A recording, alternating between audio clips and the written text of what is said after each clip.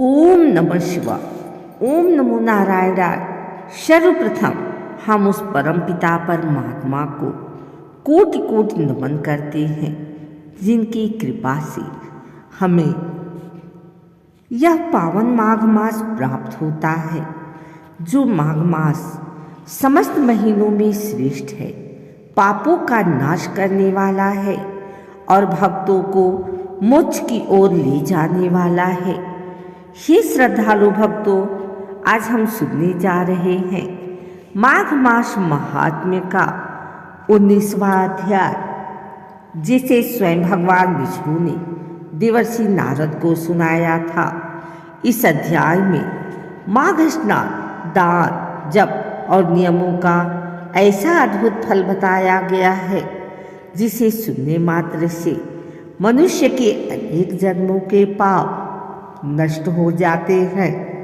जिस प्रकार अग्नि में डाला गया तृण भस्म हो जाता है, उसी प्रकार माघ मास में की गई भक्ति मनुष्य के सभी कष्टों को नष्ट कर देती है।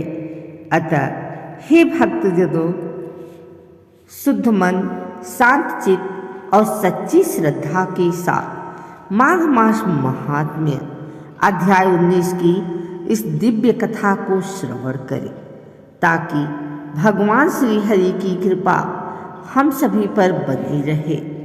अब कथा आरंभ होती है। आइए सुनते हैं माघ मास महात्म्य का 19वां अध्याय। वह पांचों कन्याएं इस प्रकार विलाप करती हुई बहुत देर प्रतीक्षा करके अपने घर लौटी। तब घर में आई तो माताओं ने कहा कि इतना विलंब तुमने क्यों कर दिया। तब कन्याओं ने कहा कि हम किन्नरियों के साथ क्रीड़ा करती हुई सरोवर पर थी और कहने लगी कि आज हम थक गई हैं और जाकर लेट गई। वशिष्ठ जी कहते हैं कि इस प्रकार आशय को छुपाकर वह विरह की मारी पड़ गई। उन्होंने घर में आकर किसी प्रकार की क्रीड़ा नहीं की। वह रात्रि उनको एक युग के समान बीती। सूर्य नारायण के उदय होते ही वह अपने आप को जीवित मानती हुई माताओं की आज्ञा लेकर गौरी पूजन करने वह कन्याएं वहां पर जाने लगी। उसी समय ब्राह्मण भी स्नान करने के लिए सरोवर पर आया। उसके आने पर कन्याओं ने वाह वाह किया। जैसे कमलिनी प्रातःकाल सूर्योदय को देखकर कहती है, उसको देखकर उनके नेत्र खुल गए और उस ब्रह्मचारी के पास चली गई। आपस में एक दूसरे का हाथ पकड़कर चारों तरफ से उसको घेर लिया और कहने लगी कि मूर्ख, उस दिन तुम भाग गए थे, लेकिन आज नहीं भाग सकता। हम लोगों ने तुमको घेर लिया है। ऐसे वचन सुनकर बाहु पास में बंधे हुए ब्राह्मण ने मुस्कुराकर कहा, तुमने जो कुछ कहा सो ठीक ही है, परंतु मैं तो अभी विद्याभ्यास और ब्रह्मचारी हूँ। गुरुकुल में मेरा विद्याभ्यास पूरा नहीं हुआ है। पंडित को चाहिए कि जिस आश्रम में रहें उसके धर्म का पालन करें। इस आश्रम में मैं विवाह करना धर्म नहीं समझता। अपने व्रत का पालन करके और गुरु की आज्ञा पाकर ही विवाह कर सकता हूँ, उससे पहले नहीं कर सकता। यह बात सुनकर वह कन्याएं इस प्रकार बोली जैसे वैशाख मास में कोयल बोलती है। वह कहने लगी कि धर्म से अर्थ और अर्थ से काम और काम से धर्म के फल का प्रकाश होता है। ऐसा ही पंडित लोग और शास्त्र कहते हैं। हम काम से ही धर्म की अधिकता से आपके पास आए हैं, सो आप पृथ्वी के सब भोगों को भोगिए। उस ब्राह्मण ने कहा कि तुम्हारा वचन सत्य है, किंतु मैं अपने व्रत को समाप्त करके ही विवाह कर सकता हूँ, पहले नहीं कर सकता। तब ये कन्याएं कहने लगी कि तुम मूर्ख हो। अनोखी औषधि ब्रह्मा बुद्धि, रसायन बुद्धि, अच्छी कुल की सुंदर नारियां तथा मंत्र जिस समय प्राप्त हो तभी ग्रहण कर लेना चाहिए।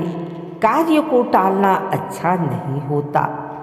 केवल भाग्य वाले पुरुष ही प्रेम से पूर्ण, अच्छे कुल से उत्पन्न, स्वयं वर चाहने वाली कन्याओं को प्राप्त होते हैं।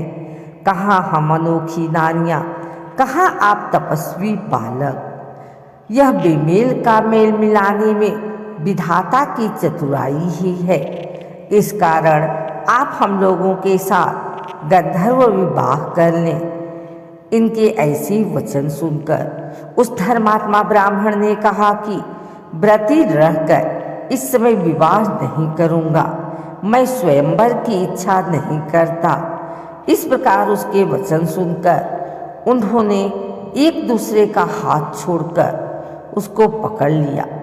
सुशील और सुरस्वरा ने उसकी भुजाओं को पकड़ लिया, सुतारा ने आलिंगन किया और चंद्रिका ने उसका मुख चूम लिया।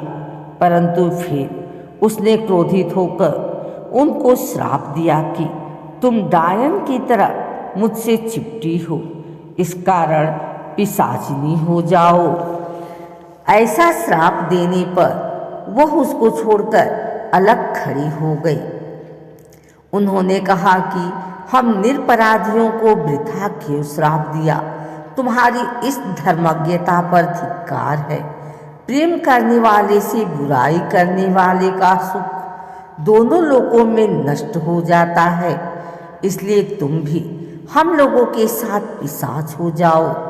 तब वे आपस में क्रोध से उस सरोवर पर पिशाचनी हो गए और बस पिशाचनी कठिन शब्दों में चिल्लाते हुए अपने कामों को भोगने लगे। वशिष्ठ जी कहने लगे कि हे राजन, इस प्रकार वह पिशाच उस सरोवर के इधर उधर फिरते रहे। बहुत समय पश्चात मुनियों ने श्रेष्ठ लोमस ऋषि पौष शुक्ल चतुर्दशी को उस अछूत सरोवर पर स्नान के लिए आए। जब क्षुधा से दुखी इन पिशाचों ने उनको देखा तो उनकी हत्या करने के लिए गोल बांधकर उनको चारों तरफ से घेर लिया। वेदनिधि ब्राह्मण भी वहां पर आ गए और उन्होंने लोमस ऋषि को साष्टांग प्रणाम किया। वे पिशाच ऋषि के तेज के सामने ठहर न सके और दूर जाकर खड़े हो गए।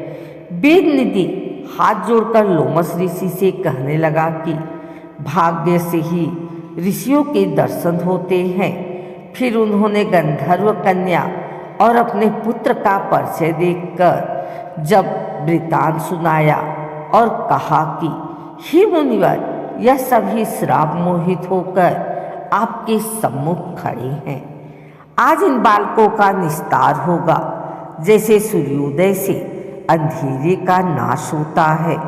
वशिष्ठ जी कहने लगे कि पुत्र के दुख से दुखी हुए वेदनिधि ब्राह्मण के ऐसे वचन सुनकर लोमस ऋषि के नेत्रों में जल भर आया और वेदनिधि से कहने लगे कि मेरे प्रसाद से बालकों को शीघ्र समृद्धि पैदा हो।